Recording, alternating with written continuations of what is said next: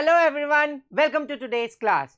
In this class, we are going to start off with the next topic of real numbers and it's going to be irrational numbers. So, क्या आपको याद है what did we do in the last class? We did what are natural numbers, types of natural numbers.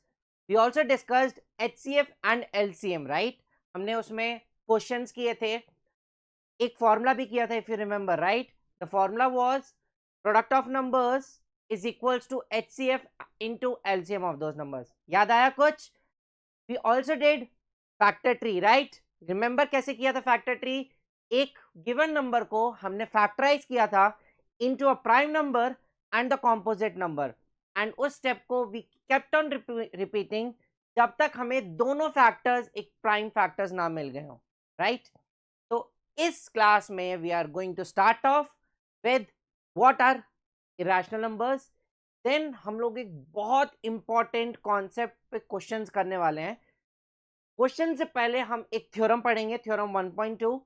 Then उसके बाद हम लोग कुछ questions करेंगे एंड वो बहुत ज़्यादा इंपॉर्टेंट क्वेश्चंस होंगे from your board exams point of view. जब हम उस क्वेश्चंस को ट्राई करेंगे, एक क्वेश्चन मैं कराऊंगा, ठीक है, same question with a different value आप वीडियो को पॉज करके खुद ट्राई करेंगे. Alright, so let's start with irrational numbers. सबसे पहले हम लोग थोड़ा सा रिवाइज कर लेते हैं कि इरैशनल नंबर्स होते क्या हैं, क्या उनका रिप्रेजेंटेशन होता है, कैसे उनको समझा जाता है, कैसे उनको लिखा जाता है एंड कैसे उनको सॉल्व किया जाता है. तो लेट्स स्टार्ट. पहली चीज, इरैशनल नंबर्स क्या होते हैं. उससे पहले रैशनल नंबर्स क्या थे, राइट? एक छोटा सा चीज पढ़ लेते हैं रैशनल नंबर्स के लिए, ठीक है? चलो, ओके. रैशनल नंबर्स क्या थे? मैं डेफिनेशन नहीं लिखने वाला हूं, जस्ट उसका जो क्रक्स था हम उधर वो देखेंगे. कोई भी नंबर जिसको हम किस तरह लिख सकते हैं, P अपॉन Q की फॉर्म में, राइट? एंड इधर P और Q का क्या है? P and Q. अच्छा, अब आप कई लोग सोच रहे होंगे सर ये क्या भला है, इसको हम बोलते हैं बिलोंग्स टू, ठीक है? अब इसका मतलब क्या होता है? P comma Q belongs to Z. अच्छा, अब इधर Z क्या है? ये Z इंटीजर्स को डिनोट करने के लिए. अगर आपको रैशनल नंबर्स की डेफिनेशंस याद है, what was the definition? Any number that can be written in the form of P upon Q where P and Q are integers, right? तो उसको लिखने का एक छोटा तरीका है P comma Q belongs to Z. इसका मतलब क्या है? P एंड Q की वैल्यू Z में से होगी. अब कुछ भी वैल्यू हो सकती है बट वो वैल्यू Z में से होगी. ऑलराइट, एक और कंडीशन थी, करेक्ट? एक और कंडीशन थी, वो क्या थी? याद है ये condition? P comma Q are coprime numbers. अब मैं वापस से को प्राइम नंबर्स डिस्कस नहीं करूंगा. अगर आपको कोई डाउट है तो please go back to the previous video, watch it again and then move on with this video, ठीक है? अगर आपने वो वीडियो नहीं देखा है, प्लीज प्रीवियस वीडियोस को पहले देखें and then move on to this video. Okay, चलो, ये समझ आ गया? ठीक है. ऑलराइट, अब आते हैं हम लोग इरैशनल नंबर्स पे. इरैशनल नंबर्स क्या होते हैं? जो रैशनल नहीं होते. तो इरैशनल नंबर्स को मैं लिखूंगा is not equals to P by Q. कोई भी नंबर जो P बाई Q की फॉर्म में नहीं लिखा जा सकता is known as irrational number, right? आपको अगर याद हो तो हमने कुछ एग्जाम्पल्स भी डिस्कस किए थे. कुछ एग्जाम्पल्स थे इसके, √2, √3, √5, √7 and on and on. Basically कोई भी नंबर जो एक परफेक्ट स्क्वायर नहीं होगा उसका under the root is always an irrational number, ठीक है? √4 is not an irrational number क्योंकि √4 की वैल्यू 2 होती है, √9 की वैल्यू 3 होती है. तो any number √6, yes, it is an irrational number, ठीक है? तो कोई भी नंबर जो परफेक्ट स्क्वायर नहीं है उसका square root is always and always क्या होता है, क्या होता है, इरैशनल। ठीक है, ऑलराइट, ये चीज समझ आ गई सबको। चलो अब आते हैं हम लोग डेसिमल एक्सपेंशन पे। ठीक है,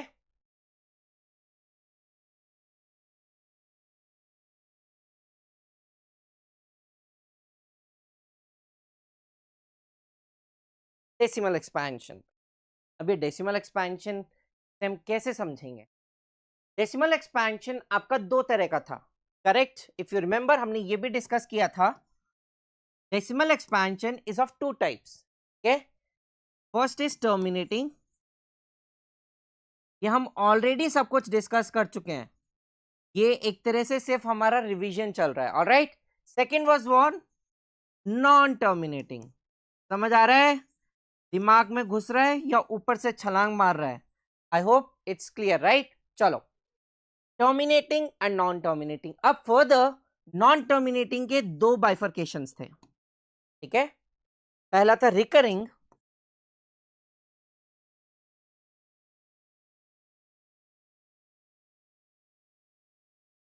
एंड दूसरा था नॉन रिकरिंग।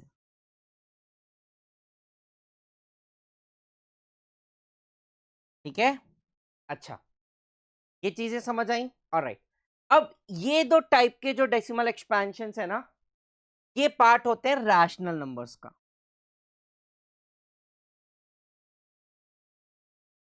ठीक है, और ये वाला जो डेसिमल एक्सपेंशन होता है ये होता है इरैशनल नंबर्स।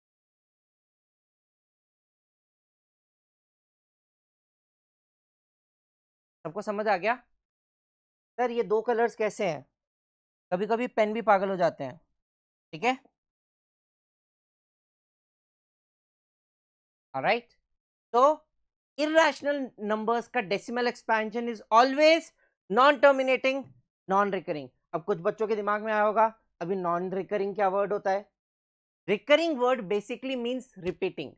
ठीक है, नॉन रिकरिंग का मतलब है नॉन रिपीटिंग। अब इस नॉन रिपीटिंग से मतलब क्या है? Basically no pattern is followed, no pattern is repeated. कोई भी पैटर्न नहीं होगा जो रिपीट कर रहा होगा बार बार, एंड इसमें पैटर्न रिपीट इटसेल्फ। कोई ऐसा पैटर्न जरूर होगा जो रिपीट हो रहा होगा। एक छोटा सा एग्जांपल देता हूं।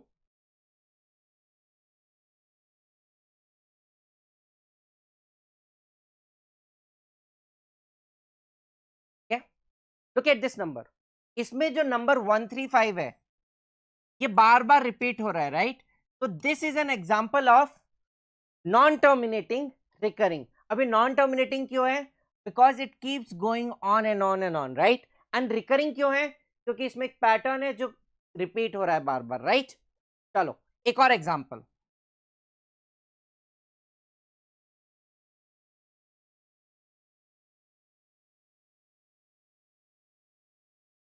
अब ये एग्जांपल है इरैशनल नंबर का। अब आप बोलोगे सर इसमें भी तो एक पैटर्न है। बिल्कुल है, एक पैटर्न है इसमें, बट मैंने यहां पे क्या लिखा है? रिपीट। क्या कोई पैटर्न रिपीट हो रहा है बार बार? Just like in this case, that's a no. इसमें कोई भी ऐसा पैटर्न नहीं है जो रिपीट हो रहा है। यस, एक पैटर्न है, दैट इज जो नंबर ऑफ जीरोज हैं वो 1 से इंक्रीज हो रहे हैं, बट क्या कोई पैटर्न रिपीट हो रहा है? नहीं सर, कोई पैटर्न रिपीट नहीं हो रहा। So yes, this is an example of irrational numbers. सबको समझ आया? ठीक है, ऑलराइट। अब मैं एक बार फर्स्ट नोटेड डाउन, देन हम समझेंगे कि कब हमारे केस में टर्मिनेटिंग डेसिमल एक्सपेंशन आएगा एंड कब नॉन टर्मिनेटिंग आएगा। First note this down. हमको क्या क्या नोट करना है? लीव दिस डाउन, ठीक है, ये मत करना। नोट दीज एग्जांपल्स, ठीक है, देन हम ये टेबल बनाएंगे, करेक्ट? एंड देन ये दो एग्जांपल्स लिखेंगे। This one is for rational and this one is for irrational. All right, so note it down.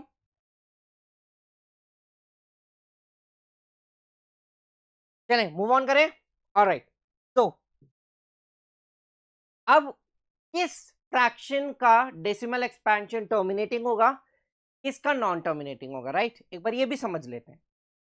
Basically कभी भी, ऑलराइट, कभी भी जब मेरा denominator in the simplest form, ठीक है, let me repeat my self again, अगर कोई भी फ्रैक्शन मेरा या कोई भी नंबर मेरा p अपॉन क्यू की फॉर्म में है, where p and q are coprime,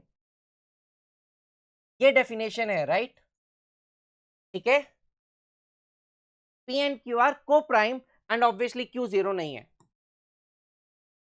ठीक है, अगर इस कंडीशन में, अगर इस कंडीशन में मेरा जो q है, इसके फैक्टर्स जो हैं, राइट, इसके जो फैक्टर्स हैं वो क्या है, 2 और 5 ओनली।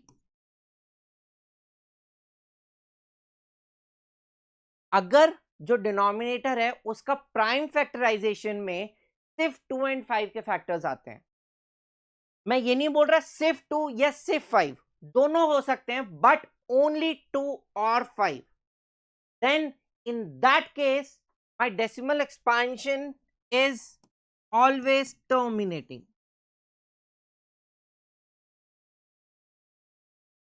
ठीक है, एक छोटा सा एग्जांपल आपको देता हूं। ठीक है, 3.5, राइट, 3.5 का डेसिमल एक्सपेंशन क्या होता है, 0.6, टर्मिनेटिंग है। ठीक है, 7/20, अगर इसका 20 का प्राइम फैक्टराइजेशन करेंगे ना, you will get 2 square into 5, या फिर 2 इंटू 2 इंटू 5। सी, प्राइम फैक्टराइजेशन में सिर्फ 2 एंड 5 फैक्टर्स हैं, एंड अगर इसका हम डेसिमल एक्सपेंशन देखेंगे इट विल बी 0.35। ठीक है, अब एक दूसरा नंबर लेते हैं, 4/15। अगर 4/15 का मैं डेसिमल एक्सपेंशन करूंगा, राइट, तो आई विल बी गेटिंग, क्या मिलेगा 4/15 का डेसिमल एक्सपेंशन, समथिंग 0.3, एंड ये आगे चलता जाएगा, you can do it on your own, right? Divide करोगे आपको आंसर मिल जाएगा। ठीक है, अच्छा, इफ यू वांट, ठीक है, लेट्स डू इट।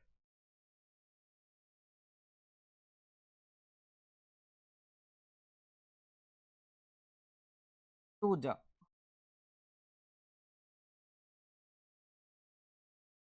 6, 5 जा, राइट, तो ये 0.266666 कैसे चलता जाएगा, right? So this is also an example of a rational number because ये 4/15 is a rational, right? But उसका decimal expansion देखो आप क्या आया है, एक नॉन टर्मिनेटिंग नंबर। एंड अगर 4/15 जो नंबर है, इसमें अगर मैं डिनोमिनेटर का प्राइम फैक्टराइजेशन करूं, आई गेट 3 टाइम्स 5। देखो 3 मिला which is outside the scope of 2 and 5, and the answer was non terminating. तो एवरीवन अंडरस्टूड कि कब मुझे टर्मिनेटिंग मिलेगा, कब मुझे नॉन टर्मिनेटिंग मिलेगा। Alright, so note this down and then we'll be moving on to the next topic।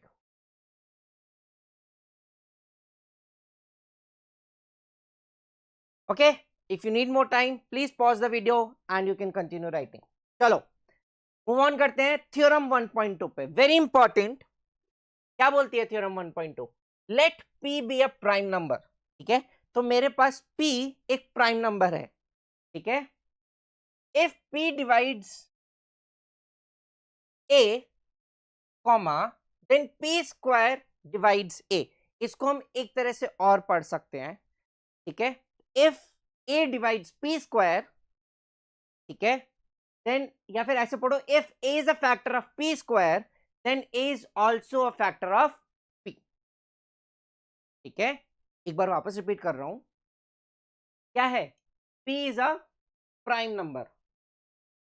ठीक है, if p divides a then p square also divides a, या फिर if a is a factor of p square then it is also a factor of p. एक छोटा सा example, p is a prime number right, तो उसका square अगर मैं करूंगा,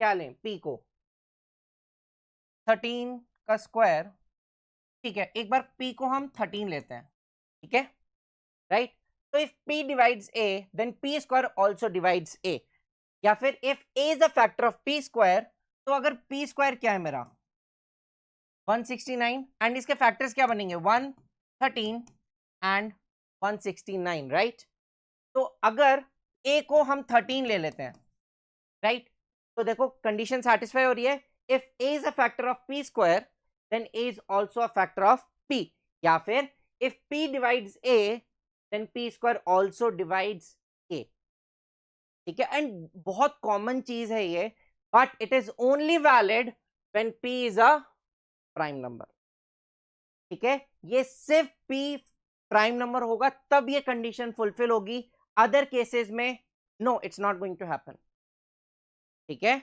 अब अदर केसेस क्या होंगे ये भी देख लो, जब p प्राइम नहीं होगा एक कॉम्पोजिट नंबर होगा, लेट्स से 16, इतना बड़ा नंबर नहीं लेते, 8, ठीक है, अगर मैं p की वैल्यू 8 ले लूं तो p स्क्वायर क्या आ जाएगा 64, करेक्ट। अगर a is a factor of p square right, तो a की वैल्यू क्या हो सकती है 16 भी हो सकती है, 32 भी हो सकती है, बट फिर a p का फैक्टर नहीं होगा, करेक्ट। बट इसमें जो लिखा है if p divides a then p square also divides a, this is always true. अगर p a को डिवाइड कर रहा है देन p स्क्वायर भी a को डिवाइड करेगा, and it is a very basic logical thing, इसमें समझने का कुछ है ही नहीं, इसमें थ्योरम होने ना होने का भी कोई मतलब नहीं है राइट, बिकॉज अगर कोई नंबर किसी नंबर को डिवाइड कर रहा है तो इस नंबर का स्क्वायर तो ऑब्वियसली उस नंबर को डिवाइड करेगा राइट। अगर 6 डिवाइडेड बाई 3 कर रहा हूं तो मैं 36 डिवाइडेड बाई 3 भी कर सकता हूं, that is very obvious right, so that's what this theorem is saying right. I don't think there is anything to note it down, आप एक बार ये थ्योरम जरूर नोट डाउन कर सकते हो वीडियो को पॉज करके, ठीक है, and let's move on. Important notes, ये बहुत ज्यादा इंपॉर्टेंट है, इसके डायरेक्ट 1 मार्क्स का क्वेश्चन बहुत बार आ चुका है बोर्ड्स में, तो प्लीज बी वेरी अटेंटिव, ठीक है।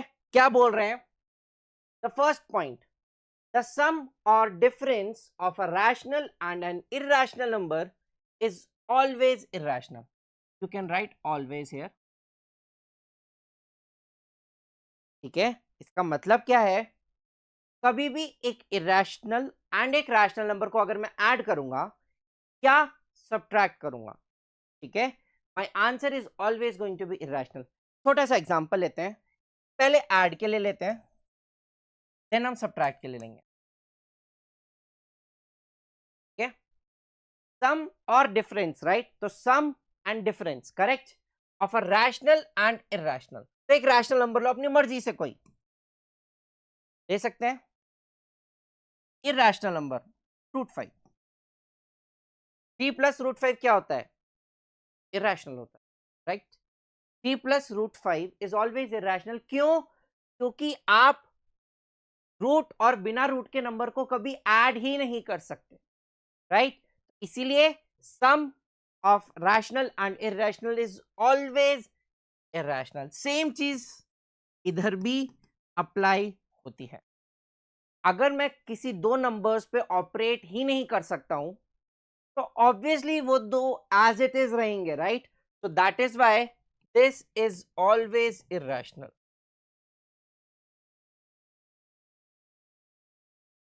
ठीक है।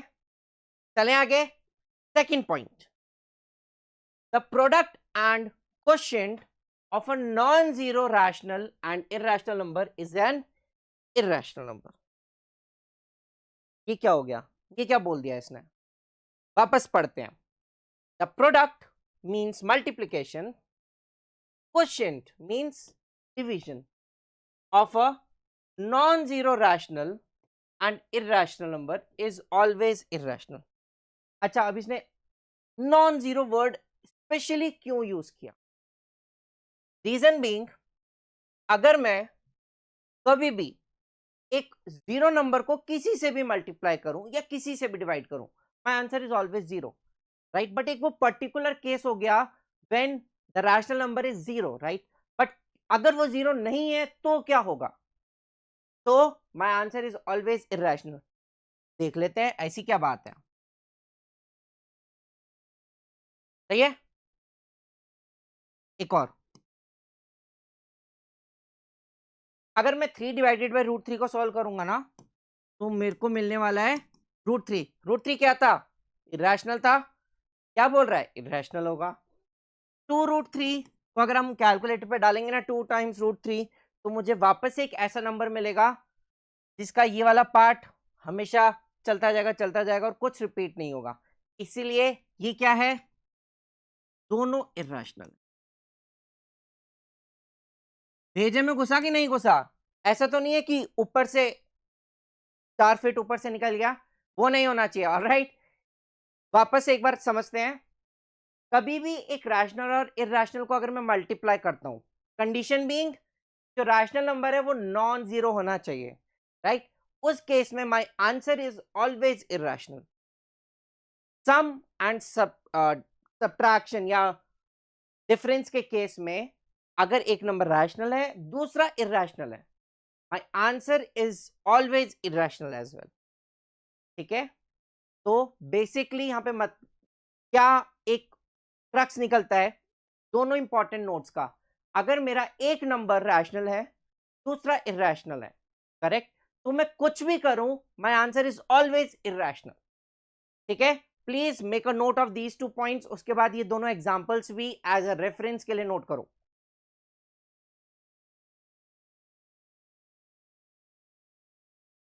Let's move on. और नेक्स्ट पेज पे क्या है? एक और इंपॉर्टेंट नोट. अब ये इंपॉर्टेंट नोट क्या बोलता है? The product of two irrational numbers may और मे नॉट बी इरैशनल. ये कैसे हो सकता है सर? चलो देखते हैं. पहले हम देखते हैं प्रोडक्ट इरैशनल कब होगा और रैशनल कब होगा. पहले इरैशनल. ठीक है. चलो, इरैशनल रूट 2 टाइम्स रूट 3 क्या होता है? जब भी दो इरैशनल नंबर्स लिखे होते हैं, ऑन द कंडीशन कि उन दोनों का रूट सेम होना चाहिए, मतलब अगर या तो दोनों स्क्वायर रूट हो, या दोनों क्यूब रूट हो, या दोनों फोर्थ रूट हो, फिफ्थ रूट हो, सिक्स्थ रूट हो, उस केस में मैं इन दोनों नंबर्स को मल्टीप्लाई कर सकता हूं. कर सकता हूं? बिल्कुल सर कर सकते हैं. तो 2 इंटू 3 क्या हो गया? ये तो बच्चे बच्चे को पता है, that is 6. And square root of 6 क्या होता है? It's an irrational number. तो ये मेरा हो गया इरैशनल. बहुत ही अप्रतिम सर. अब मुझे बता दो कि रैशनल कब आएगा. बिल्कुल देखते हैं रैशनल कब आएगा. तो रैशनल का क्या केस है? जब दोनों नंबर्स मेरे सेम हो जाएं, जैसे रूट 2 टाइम्स रूट 2. अच्छा, अब ये रैशनल कैसे होगा सर? वो भी देख लेते हैं. रूट सेम है, मल्टीप्लाई कर सकते हैं. 2 times 2 4 and square root of 4 क्या होता है? 2. आ गया ना rational number. That's what I am trying to say. जब भी दोनों इरैशनल नंबर सेम होंगे, ठीक है, जब भी दोनों इरैशनल नंबर्स सेम होंगे, उस केस में I am always going to get a rational number. ठीक है. नेक्स्ट पॉइंट पे आते हैं. द सम और difference of two irrational numbers may और may not be rational. Same है. अब ये क्या बोल रहा है? किसकी बात कर रहा है? सम या डिफरेंस की. ठीक है, एक बार नोट डाउन करो इसको. ठीक है. चलो इरेज करके let's start again. Second point किस चीज के लिए है? सम या डिफरेंस के लिए. अच्छा सर, अब इसमें तो अगर मैं दो सेम इरैशनल नंबर्स को अगर ऐड करता हूं, तो भी मेरा नंबर इरेशनल आएगा, और अलग अलग करता हूं तो भी इरेशनल आएगा। तो रैशनल कब आएगा? चलो पहले इजी पार्ट करते हैं, दैट इज इरेशनल कब आएगा। एग्जाम्पल, क्या ये इरेशनल आएगा? बिल्कुल इरेशनल आएगा, कोई सवाल ही नहीं होना चाहिए। एक और एग्जाम्पल, ये क्या आएगा? अरे सर बिल्कुल इरेशनल आएगा, ये आएगा 2√2 विच इज ऑल्सो इरेशनल। बहुत ही अप्रतिम सर हो गया ये तो। अब बता दो मुझे रैशनल कब आएगा। ठीक है सर जी, अब रैशनल देखते हैं। रैशनल कब आएगा? जब दोनों नंबर सेम होंगे, बिल्कुल ऑब्वियस सी बात है, बट उनका साइन रिवर्स होगा। क्या एग्जांपल है? √2 प्लस -√2। क्या ये रैशनल है? बिल्कुल। क्या ये इरेशनल है? बिल्कुल इरेशनल है। प्लस इंटू माइनस क्या होता है? माइनस। एंड √2 माइनस √2 क्या होता है सर जी? जीरो होता है, और जीरो क्या होता है? रैशनल होता है। Understood everyone? ठीक है, जीरो क्या होता है? रैशनल होता है। इसीलिए the sum of two irrational numbers might be rational. And same चीज हम डिफरेंस में कर देंगे।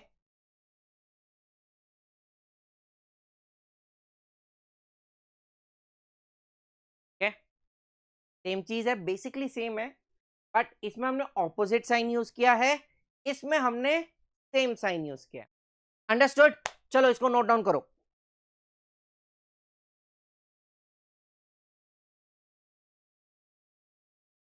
मूव ऑन करते हैं क्वेश्चंस पे, जो कि सबसे इंपॉर्टेंट होने वाले हैं। इस क्वेश्चन पे 5 बार स्टार मार्क कर लेना। 3, 4, 5। ये अकेला question with the same value 3 से 4 बार बोर्ड एग्जाम्स में आ चुका है। ठीक है, और सेम क्वेश्चन √2 के आ चुके हैं, √5 के भी आ चुके हैं। तो ये क्वेश्चन बहुत बार इन द प्रीवियस 15 years बहुत बार ये क्वेश्चन रिपीट होते हैं। चलो, इस टाइप के क्वेश्चंस को हम एक मेथड से करते हैं जिसका नाम होता है कॉन्ट्राडिक्शन मेथड, या कॉन्ट्राडिक्टरी मेथड, आप कुछ भी बोल सकते हो। Contradiction, sorry, contradiction.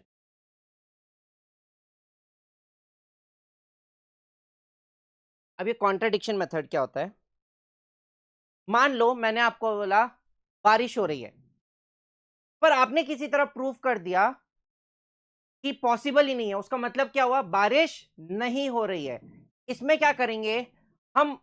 जो गिवन है राइट, उसका ऑपोजिट अज्यूम करेंगे। ठीक है, मतलब इसमें गिवन है कि इरेशनल है, मुझे प्रूफ करना है, तो मैं क्या करूंगा? मैं अज्यूम करूंगा कि वो रैशनल है, और कुछ भी करके उस चीज को ऐसा शो करूंगा कि वो रैशनल हो ही नहीं सकता। इसका मतलब क्या हुआ? वो रैशनल नहीं है तो क्या है? इरैशनल। इस तरीके से हम लोग इसको प्रूफ करेंगे। नहीं आया समझ में? कोई बात नहीं, अभी समझ लेते हैं। ठीक है, चलो।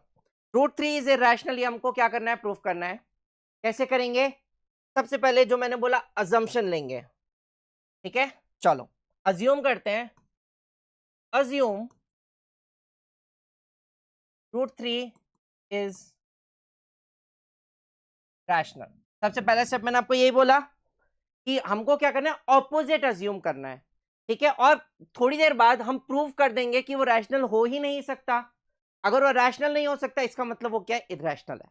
ठीक है, अब हमने अगर अज्यूम किया कि √3 रैशनल है, तो मैं ये भी लिख सकता हूं कि √3 P/Q के बराबर होना चाहिए। होना चाहिए। ठीक है, यहां पे क्या कंडीशन लिखेंगे? Q 0 के बराबर नहीं है। एक और कंडीशन लिखेंगे, P and Q आर को प्राइम। लिख सकते हैं ना? बिल्कुल लिख सकते हैं सर।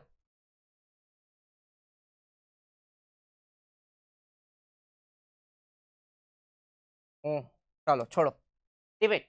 ठीक है, अगर ये p अपॉन क्यू की फॉर्म में है, अब इस इक्वेशन को पिक करो, ठीक है, और q को जरा क्रॉस मल्टीप्लाई कर दो। ठीक है सर, कर देते हैं। तो p इक्वल्स टू क्या आया?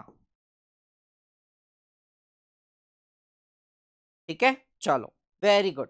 अब क्या करो, दोनों तरफ स्क्वायरिंग कर दो, स्क्वायरिंग बोथ साइड्स। बहुत बढ़िया, इससे क्या मिलेगा? P square. √3 का स्क्वायर क्या होता है? 3q square. आई होप ये सबको पता होगा कि जब भी आप दो सेम रूट के नंबर्स को आप लिखते हो ना, तो बेसिकली आपका स्क्वायर रूट गायब हो जाता है। ठीक है, चलो बहुत अच्छे। राइट, एक बार इसको ना इक्वेशन 1 नाम दे देते हैं, क्या पता बाद में काम आ जाए। यहां तक सबको समझ आया? ठीक है, अब आते हैं वापस थ्योरम 1.2 पे। याद करो क्या था, अगर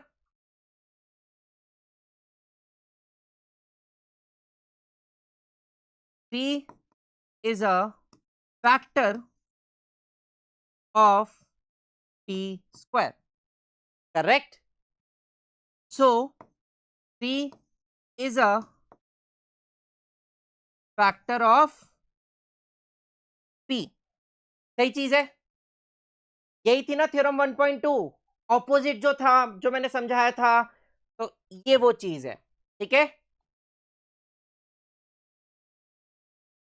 अगर ये तो बहुत क्लियर है, राइट? पी स्क्वायर को मैं कैसे लिख सकता हूं? P into Q square. तो थ्री भी पी स्क्वायर का फैक्टर है और क्यू स्क्वायर भी 3 का फैक्टर है। अच्छा ऐसे समझो, 6 को मैं कैसे लिखता हूं? 2 × 3। तो ये दोनों 6 के फैक्टर्स होते हैं या नहीं होते? तो ये भी होंगे या नहीं होंगे? बिल्कुल होंगे। तो that's what I am doing right now. ठीक है, इतने सारे बोर्ड यूज करते हैं ना कि दिमाग घूम जाता है। ठीक है, ऑलराइट, ये चीज समझ आई। अच्छा, अगर 3 पी का फैक्टर है, अगर 3 पी का फैक्टर है, तो मैं पी को क्या लिख सकता हूं?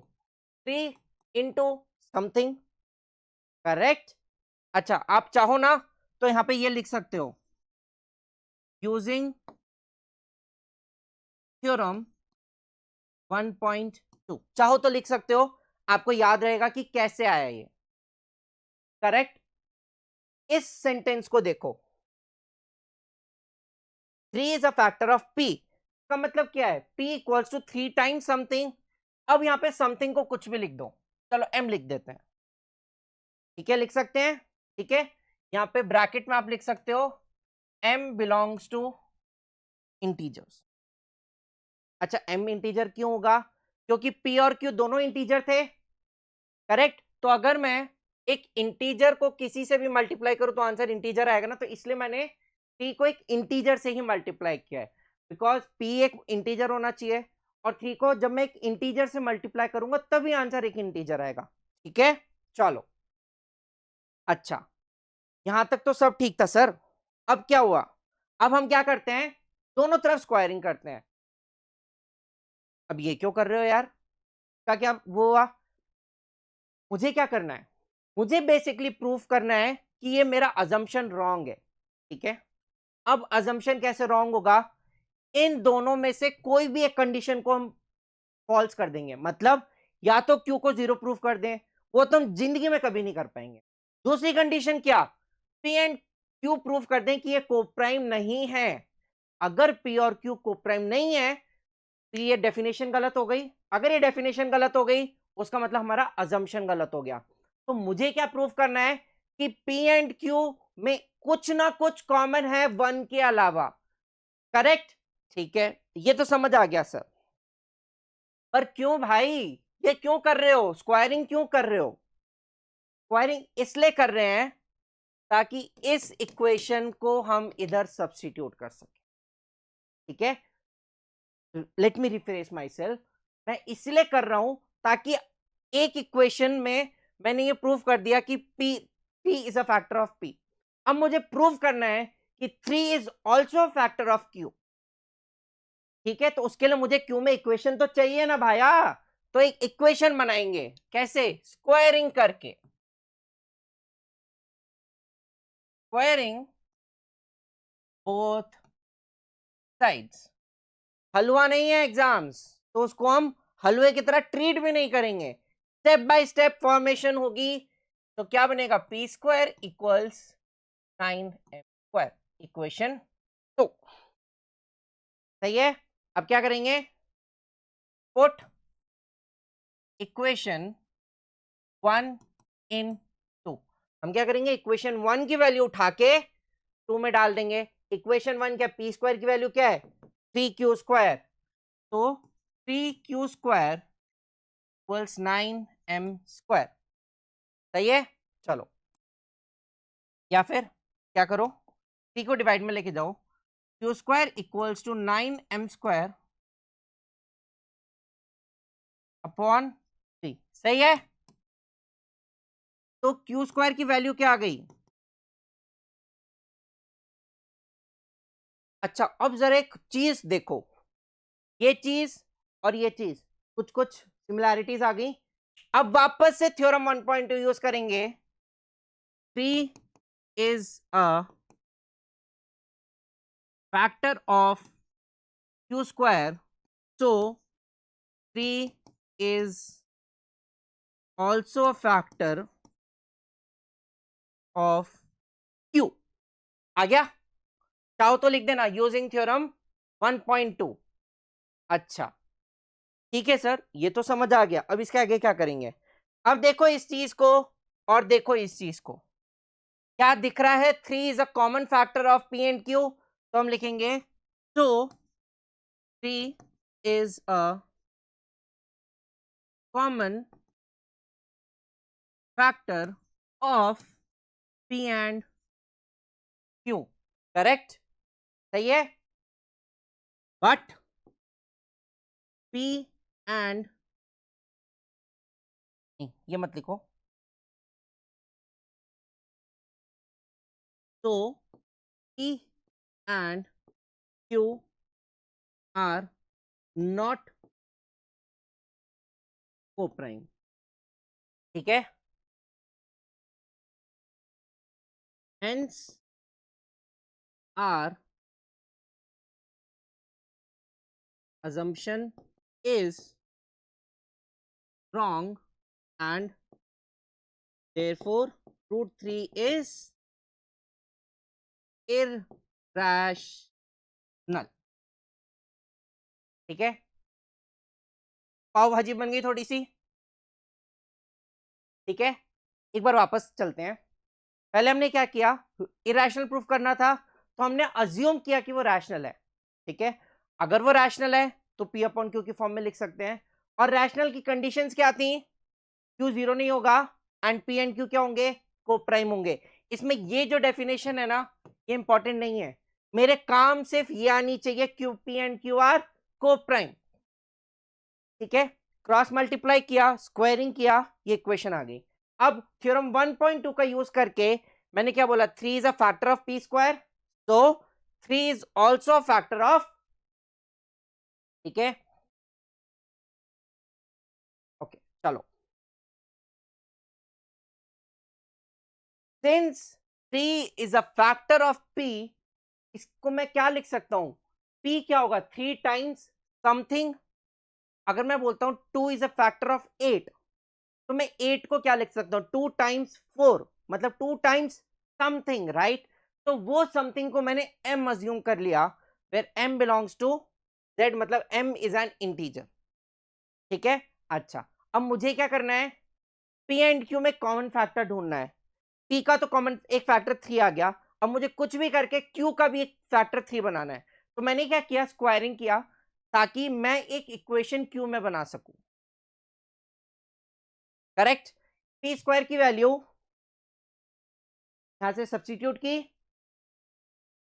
सॉल्व किया, मुझे ये इक्वेशन मिल गई। करेक्ट? इक्वेशन मिली, देन क्या किया हमने? सॉल्व किया, बताया 3 is a factor of q, तो p एंड q में कॉमन फैक्टर आ गया 3, बट p एंड q तो कोप्राइम थे, hence our assumption is wrong.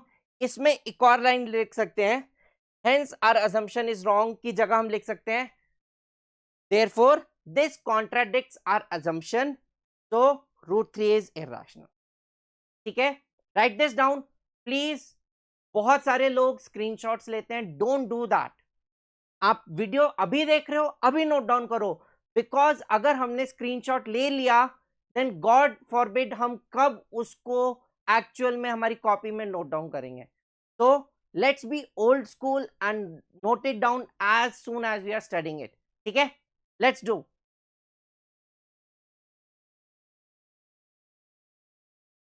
चलें, अच्छा, next. Prove that 2 minus root 5 is irrational. ठीक है, चलो स्टार्ट करते हैं. assumption, assume 2 minus root 5 is rational. बहुत अच्छे, चलो 2 minus root 5 is rational, so 2 minus root 5 equals to p upon q. सही है, चलो यहां पे लिख देंगे p and q are coprime. ठीक है, इसको स्क्वायरिंग करने से पहले what you can do is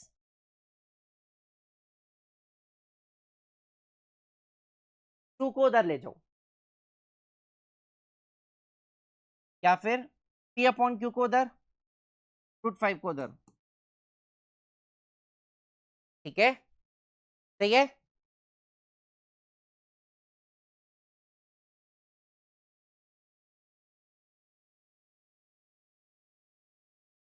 alright, चलो अब क्वेश्चन क्या आता है. Prove that 2 minus root 5 is irrational given that root 5 is irrational. ठीक है, ऑलराइट. तो इसमें हम क्या करने वाले हैं, since p and q, p upon q are rational and p and q are also obviously integers, right? मैं क्या बोलूंगा, p minus 2q, इसको सॉल्व करने के बाद I'll say p minus 2q is rational, is an integer, right? q is also an integer, so p minus 2q upon q is a rational number, correct? But root 5 is an irrational number, which is not possible, right? Rational number and irrational number कभी equal नहीं हो सकते. So I'll write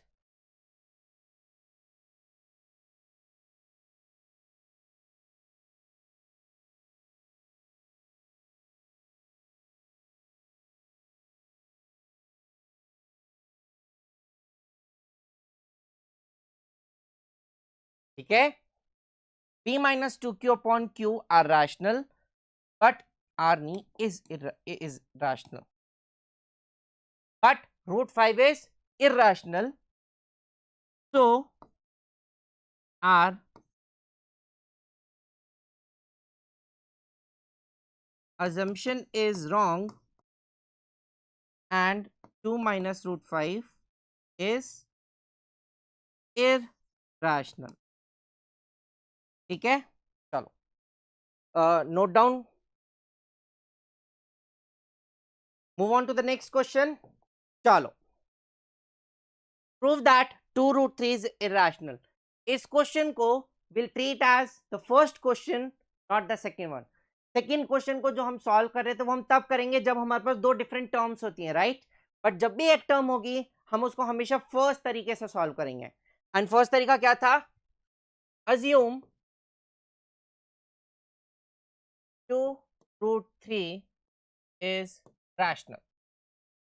ठीक है, कर लिया sir assume. अब क्या करूं, अब हम क्या करेंगे, चलो अज्यूम करने के बाद 2 root 3 को हम कैसे लिखेंगे, बिल्कुल लिख सकते हैं. अगर वो रैशनल है तो p अपॉन क्यू लिख सकते हैं, बिल्कुल, where p and q are coprime. ये कभी लिखना नहीं भूलना, ये हमारा रामबाण है, इसी से हम पूरे क्वेश्चन को सॉल्व करते हैं, करेक्ट? ठीक है, क्या करो, क्रॉस मल्टीप्लाई कर दो. ठीक है सर, कर दिया.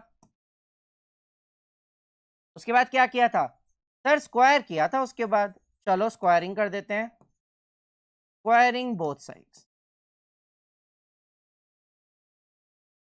ठीक है सर, तो कर दो P square equals 12 q square. ठीक है सर, ठीक है। अच्छा, इसमें मैं जो आपको टर्म या जो सेंटेंस लिखवाता हूं वो हम लिखते हैं 12 is a factor of P square, right. आप ये भी लिख सकते हो पी स्क्वायर डिवाइड्स 12। ठीक है, मेरी आदत है फैक्टर वाली लिखने की। 12 is a factor of P square, so 12 is also a factor of p। ठीक है सर, कर दिया। अगर 12 p का फैक्टर है तो उसको मैं कैसे लिख सकता हूं, उसको मैं लिख सकता हूं p इक्वल्स 12m। याद आया, बिल्कुल सेम था, उधर 3m आया था, इधर 12m आया। अब दोनों तरफ स्क्वायरिंग कर दो। ठीक है सर, कर देते हैं स्क्वायरिंग बोथ साइड्स। चलो सर जी, स्क्वायरिंग करके क्या आएगा, p square equals 144 m square. ठीक है सर, पर आपने तो यहाँ इक्वेशन ही नहीं लिखी। अरे तो लिख देते हैं अब equation 1 and let this be equation 2। Put equation 1 in 2। Okay sir, तो क्या आया 12 q square equals 144 m square. तो क्यू स्क्वायर की वैल्यू क्या आई 12 एम स्क्वायर। चलो ठीक है, अब वापस से आते हैं उसी चीज पे। 12 is a factor of q square, तो 12 is a factor of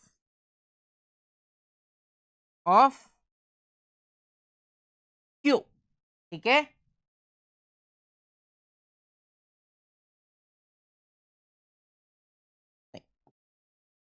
new pen new pen new pen. ठीक है, दिख रहा है ना, हाँ ठीक है। So 12 is a common factor of, change करो यार, अच्छा नहीं लग रहा, मजा नहीं आ रहा इस कलर को देख के। ठीक है, सही है, is a factor of P and Q. तो क्या, hence this contradicts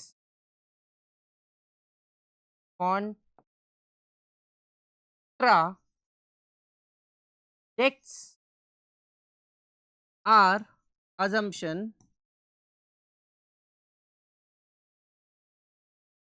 hence yeah therefore 2 root 3 is irrational।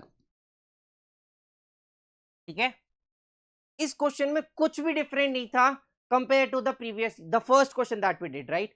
The only thing was वो सिर्फ रूट 3 था, यहाँ पे 2 रूट 3 आ गया। Didn't make a difference, right, सब कुछ सेम है, वैल्यूज में बस डिफरेंस है। ठीक है, so please note it down.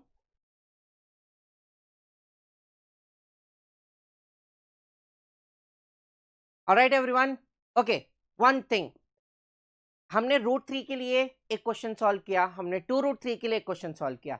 अब आपका होमवर्क क्या है, I hope you have noted it down. आप लोगों का होमवर्क है, आपको सेम क्वेश्चन रूट 2 और रूट 5 के लिए प्रैक्टिस करना है। पहली बार यू कैन, रूट 2 के लिए लेट से आप ट्राई कर रहे हैं तो आप you can look at the notebook and like try to solve using that, but when you will be solving for root 5 आपको बिना देखे करना है। अगर नहीं कर पा रहे तो solve until you can solve this without looking at the copy। ठीक है, because ये बहुत important है। all right, so with this let's end this class for now। next class में we'll be starting off with the previous year questions, so don't miss that class because हम सारे previous year questions को, सारे important questions को उस class में solve करने वाले हैं। Alright, So thank you for this class and thank you for paying attention. Before we end, please do not forget to like, share and subscribe to our channel. Thank you. If you had a blast watching, give us a thumbs up, share it with your friends and subscribe our channel to stay updated on all our future videos.